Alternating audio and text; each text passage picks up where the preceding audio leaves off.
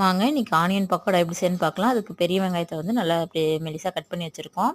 தட்டி வச்சுருக்க பூண்டு, இஞ்சி பொடி பொடியாக நட்டி வச்சுருக்கா சேர்த்திக்கலாம். அப்புறம் பச்சை மிளகாய், கருவேப்பிலை, கொத்தமல்லி, சோம்பு வந்து ஒரு ஸ்பூன் சோம்பு வந்து நுணுக்கி வச்சுருக்கோம், அது சேர்ந்துக்கலாம். அப்புறம் தூளுப்பு சேர்த்து நல்லா இந்த வெங்காயத்தை முதல்ல வந்து நல்லா கலக்கி எடுத்துக்கலாம். அதுக்கப்புறமா வந்து ஒரு கப் கடல மாவு, 1/4 கப் அரிசி மாவு சேர்த்திக்கலாம். ஒரு ஸ்பூன் மிளகாத்தூள் சேர்த்திக்கலாம்.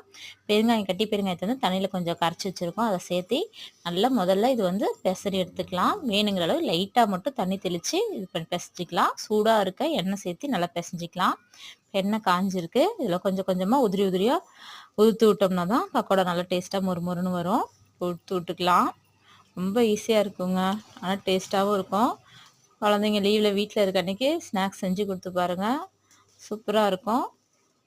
அவ்வளோதாங்க, ஆனியன் பக்கோடா ரெடி. நீங்களும் செஞ்சு பாருங்கள். நல்லா மொறுமொறுன்னு ரெடி ஆயிடுச்சு.